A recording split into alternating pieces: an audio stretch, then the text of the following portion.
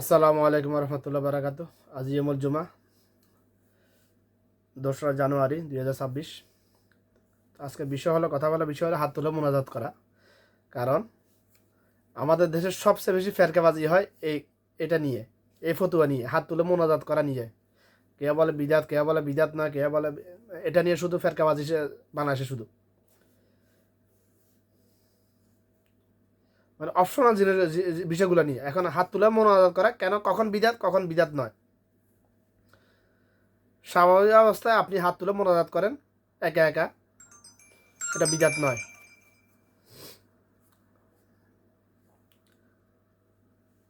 আপনি যখন ইচ্ছে তখন আল্লাহর কাছে দোয়া করতে পারেন হাত তুলে।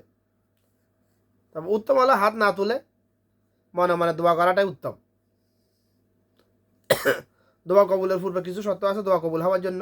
দোয়া করার পূর্বে আল্লাহ রাসূল সাল্লাল্লাহু আলাইহি ওয়াসাল্লাম বলছেন, যে দোয়ার পূর্বে দুরূদ পড়া হয় না, ওই দোয়া আসমান জমিনে ঝুলানো থাকে। আমরা তো এগুলা এই বিষয়গুলো নিয়ে কে কথা বলে না। এটা যে দোয়া করার পূর্বে দুরূদ না পড়লে দোয়া কবুল হয় না, ওই দোয়া আসমান জমিনে ঝুলানো থাকে, এটা নিয়ে ফেরকাবাজদের কোনো কথা নেই। মূলত যে বিষয় নিয়ে কথা বলা দরকার, হাত তুলে নামাজের আগে পড়ুন, নামাজের পরে হাত তুলুন, খুতবা চলাকালীন 2 খুতবার মধ্যখানে হাত তুলে দোয়া করা। আপনি যখন ইচ্ছা দোয়া করতে পারেন, এটা বিদাত নয়। কখন বিদাত? আমাদের দেশে যে রীতি রেওয়াজ বানানো আছে যে প্রত্যেক ফরজ নামাজে সালাম ফিরানোর পরে আল্লাহুম্মা আমিন, এটাই হলো বিদাত। এটাকে নামাজের অংশ মনে করা, এটাই হলো বিদাত। আমাদের দেশে ধর্ম ব্যবসায়ীগুলা, মসজিদের ইমাম মজ্জাম অর্থাৎ জাদুদারগুলা, সুইপারগুলা, কেন জাদুদার সুইপার বলছি, এরা মসজিদে ইমামতি মজামি করে ফ্যাট ফেলার জন্য, পরিবার ফেলার জন্য, আল্লাহর ঘরে খেদমত করার জন্য নয়। উদ্দেশ্য নয়, একেবারে নয়, দিন ফজরের জন্য নয়।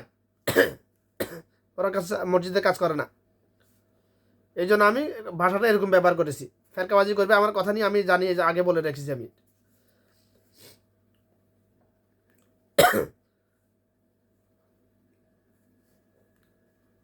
আমাদের দেশে এই জাহেলগুলা মানে মোনাজাত মানে হাত তুলে মোনাজাত না করা হাত তুলে মোনাজাত করার নামাজের অংশ মনে করা, এটা বিদাত। এগুলা কিছু কিছু বিদাত জানা সত্ত্বেও এটা চালিয়ে যাইতেছে চাকরির ভয়ে।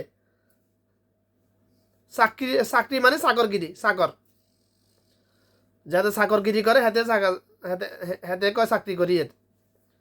চাকরির ভয়ে মানে এত বছর বাপ দাদার আমল থেকে করে এসেছি, এখন এগুলা রদ করলে মানুষে কি করব, চাকরি চলে যাইব, মানুষ বিরোধ করবে এগুলার।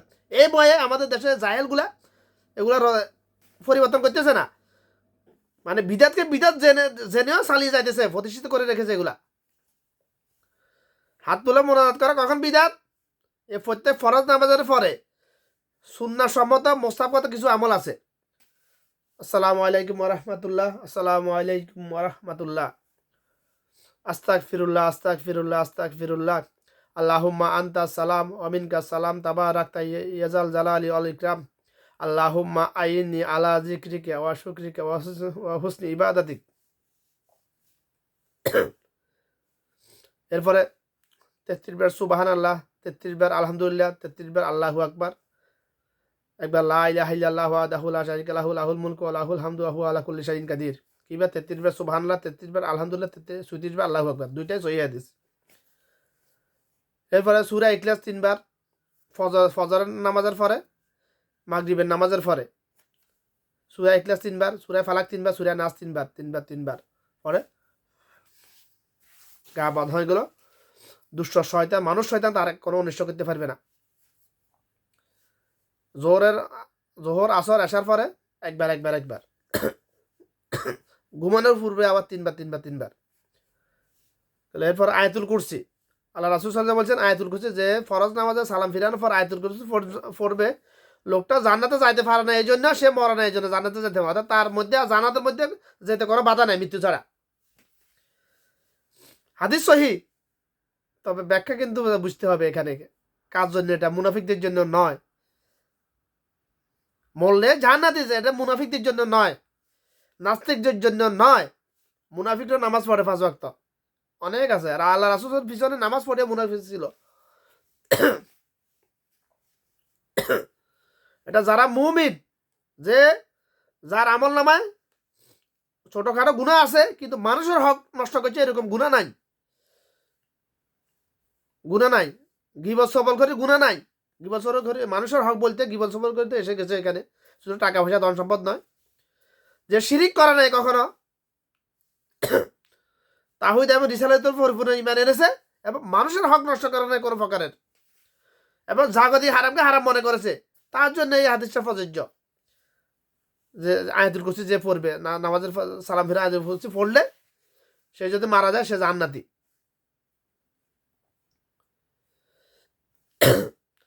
তো এগুলা এই যে যে কথাগুলো সবগুলা সহি হাদিস। আফসোসের বিষয় এই হাদিসগুলা আজ থেকে 25 বছর আগের কথা, 25-30 বছর আগে বাংলাদেশের প্রত্যেকটা মসজিদে এগুলা ব্যানার আকারে লেখা ছিল, টাঙ্গানো ছিল প্রত্যেক মসজিদের সামনের দিকে। এই বিদাতিরা বিদাত প্রতিষ্ঠিত করার জন্য এগুলো সব ফেলে দিয়েছে, কোনো মসজিদে না বাংলাদেশে এখন এইগুলা। এখানে সবগুলা আরবি, এটা বাংলায় লেখা ছিল, ফজিলত সহ লেখা ছিল বাংলাদেশে প্রত্যেকটা মসজিদ এটা ছিল। আমি একটু আগে যে বলবো যে সবগুলা এই আমলগুলোর কথা বলছি, এগুলো প্রত্যেকটা আমল সহি হাদিস দ্বারা প্রমাণিত, সুন্নাহসম্মত। অর্থাৎ এই আমলগুলো আর রাসূল সাল্লাল্লাহু আলাইহি ওয়াসাল্লাম ওয়াজিবের নিয়ে আমল করতেন, অর্থাৎ কখনো এই আমলগুলো করা ছাড়তেন না। কিন্তু এই আমলগুলো বাদ দিয়ে আল্লাহুম্মা আমিন রাব্বানা যালামনা ওয়া দালিন আমিন, বাস এই মুনাজাতকে নামাজের অংশ মনে করা, মুনাজাত না করলে চাকরি চলে যাবে মনে করাটাই হলো বিদাত। বিদাত নিয়ে একটা হাদিস, সহি হাদিস, প্রচলিত হাদিস বাংলাদেশে পড়া হয় প্রত্যেক ইয়মুল জুমার দিন। সবাই জানে হাদিসটা, বেশার কম অর্থ জানে না আর কি। খুতবার শেষের দিকে পড়া হয় এটা, ওয়াকুল্লু বিদাতি দালালা ওয়াকুল্লু বিদাতি ফিন্নার। এদেশেও পড়া হয়, বাংলাদেশে ছোটবেলা থেকে শুনছি আমি, শুনেছি। অথচ যে যে জাহেল এই হাদিসটা পড়ে শুনাইতে যে হাতে বিদাতে প্রতিষ্ঠাতে বিদাতে বিদাতির অন্তর্ভুক্ত হাতে হেতে বিদাত করতেছে, হাতে লাল বাতি জ্বালায় রাখতেছে, সুন্নত নামাজ পড়বে না। আগে আমার মতো জাহেল মানুষ রূপী শয়তানের কথাগুলো শুনো, পরে আমি সময় দিব। অথচ আল্লাহ রাসূল বলছে কেউ যেন মসজিদে ঢুকে 2 রাকাত না বসে। ওই হাদিসটা আল্লাহ রাসূল সাল্লাল্লাহু আলাইহি ওয়াসাল্লাম জুমার দিনে বর্ণনা করেছেন, বলেছেন। কিন্তু আফসোসের বিষয় আমাদের দেশে সুন্নাহকে অবহেলিত করে এগুলো সব গায়েব করে দাফন করে দিয়েছে। বিদাতকে এমনভাবে প্রতিষ্ঠিত করেছে সমাজের অন্তরে মানুষ ঢুকিয়েছে। আমাদের দেশে মানুষ বিদাতকে মনে করতেছে সুন্নাত, বিদাতের উপর আমল করতে করতে বাদদাদার আমল থেকে 100 বছর 200 বছর আগে থেকে চলে এসেছে। আগে এত বেশি ছিল না, এখন বেশি, কারণ মানুষের মধ্যে জাহেলিয়াত দিন দিন বাড়তেছে। এটা আল্লাহ রাসূল সাল্লাল্লাহু আলাইহি ওয়াসাল্লাম বলে গেছে, কিয়ামতের পূর্বে জাহেলিয়াত বেড়ে যাবে। তোমরা মনে করো লম্বা জুব্বা একটা গায়ে দিয়ে মাথা টুপি একটা লাগাইলে হাতে আলেম, আমি দেখতেছি বেশিরভাগ জাহেল শয়তান, মানুষরূপী শয়তান। আমার কতগুলো কে এত গুরুত্ব দেয় না কেন? আমার গায়ে লম্বা জুব্বা নাই, মাথার পাগড়ি নাই, এই জন্য ওগুলো আমি পড়বো না কখনো। কেউ আমার কথা শুনলেও আমার কিছু যায় আসে না, না শুনলেও আমার কিছু যায় আসে না। আমার দায়িত্ব হচ্ছে বলা, শুধুমাত্র যেটা হক, যেটা সহি ওটা বলা, আমার কাজও এটাই। যেটা জানি ওটা বলা, যেটা জানি না ওটা চুপ থাকা, আমার কাজ হলো এটাই। ধর্ম ব্যবসা করা আমার উদ্দেশ্য, কাজ নয়। আমাকে ওই জন্য দুনিয়াতে ফাটা নেই, আমাকে দুনিয়াতে ফাটিয়েছে হালালভাবে জীবনযাপন করে, মৌলিক চাহিদা পূরণ করে দুনিয়া থেকে যাওয়ার জন্য শুধুমাত্র, বাস। দুনিয়াতে এসে আর দুনিয়া মাজরাতুল আখিরাত, আখিরাত কামা করার জন্য, জান্নাত কামা করার জন্য ফাটিয়েছে আমাকে। আমার কাজ আমি করার চেষ্টা করতেছি, যতটুকু আল্লাহ করার তৌফিক দান করে। তো আশা করি কথাগুলো বুঝাইতে পেরেছি আমি সংক্ষেপে। কখন হাত তুলে, কেন হাত তুলে মোনাজাত করা বিদাত, কেন হাত তুলে মোনাজাত করা বিদাত নয়, আমি দোনোটাই আশা করি বুঝাতে সক্ষম হয়েছি আমি। কথাগুলো বারবার শুনবেন, হক্কানা আলেমদের কথা শুনবেন। আমল যা করতেছেন বাঙ্গাচুরা, যদি আমলগুলো সুন্নাহসম্মত হয় তাহলে ওটা আমলগুলো আমল হিসাবে গণ্য হবে। আর আমলের সাথে যদি বিদাত হয় ওটা আমল হিসাবে তো গণ্য হবে না, জাহান্নাম ওয়াজিব হয়ে যাবে। নাউজুবিল্লাহ, আউযুবিল্লাহি মিনাশ শাইতানির রাজিম।